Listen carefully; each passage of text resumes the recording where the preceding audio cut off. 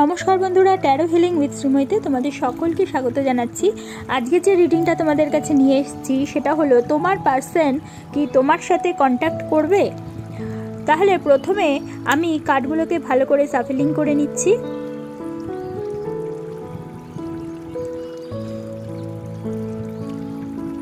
এরপর আমি কার্ডগুলোকে স্প্রেড করব।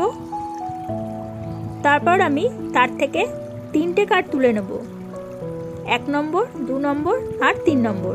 এটা 1 নম্বর কার্ড তুললাম, এটা 2 নম্বর আর 3 নম্বর। এবার বাকি কার্ডগুলোকে আমি একপাশে সরিয়ে রাখব।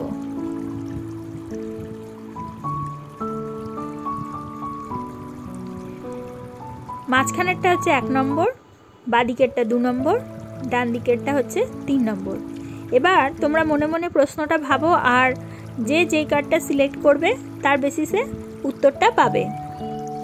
এখানে প্রথমে দেখে নেব 1 নম্বর কার্ডটি। 1 নম্বর কার্ডটি বোঝাচ্ছে তোমার অপোজিটে যে পার্টনার রয়েছে, সে নারী বা পুরুষ যেই হোক না কেন, সে কিন্তু ভীষণ মাত্রায় দয়ালু মানসিকতার হবে এবং তার উদারতা ভীষণ মাত্রায় থাকবে, ইচ্ছা শক্তি প্রবল মাত্রায় থাকবে এবং নিডি বা যারা একটু দুস্থ অবস্থায় রয়েছে সেই সমস্ত মানুষদের হেল্প করতে ভীষণভাবে সাহায্য করবে এবং বংশগত সূত্রে হয়তো এই স্বভাবটা সে পেয়ে থাকবে।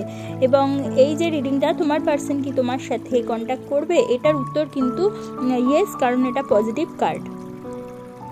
এবার দেখে নেব সেকেন্ড কার্ডটা কি। সেকেন্ড কার্ড উঠেছে 10 অফ সোর্ডস। যারা সেকেন্ড কার্ডটা পছন্দ করেছো তাদের পার্সনরা সে নারী পুরুষ উভয়ই হতে পারে, যে অপোজিট পার্টনার।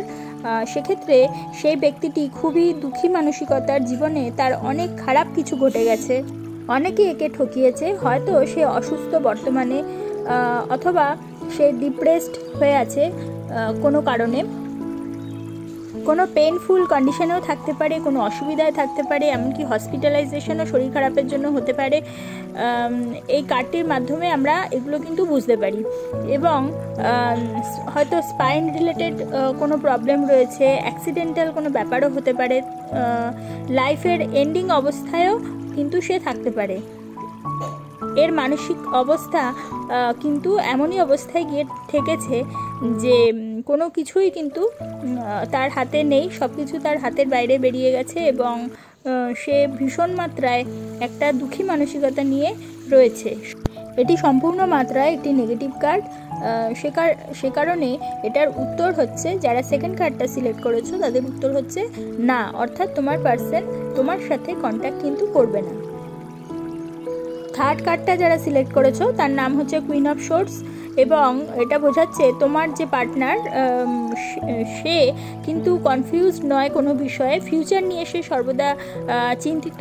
সে জানে কিভাবে তাকে লাইফটা নিজের বুদ্ধি দিয়ে এগিয়ে নিয়ে যেতে হবে।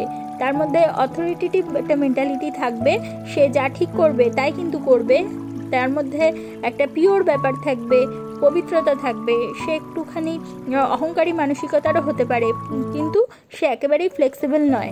কেউ ঠকালে সে কিন্তু তাকে ছাড়বে না। একটু রাগী, স্টিক পার্সোনালিটির হতে পারে, খিটখিটে স্বভাবের হতে পারে। ফ্যামিলিকে কিন্তু সে টাইম দিতে চাইবে না বা টাইম দিয়ে উঠতে পারবে না। কারুর প্রেশারে কিন্তু সে একদম থাকা পছন্দ করবে না, নিজের মনের মতো চলবে। এখানে কার্ডটি ইন্ডিকেট করছে মেবি, অর্থাৎ তোমার যে প্রশ্নের উত্তর, যে পার্সন তোমার সাথে তোমার যোগাযোগ করবে কিনা বা কন্ট্যাক্ট করবে কিনা, এখানে উত্তরটা কিন্তু হবে মেবি, অর্থাৎ সে যোগাযোগ করতেও পারে আবার নাও করতে পারে। তাহলে বন্ধুরা, আজকে তোমরা 3টে কার্ডের মাধ্যমে ইয়েস, নো এবং মেবি এই 3 ধরনের উত্তর পেলে, যারা যেই কার্ডটা সিলেক্ট করেছো।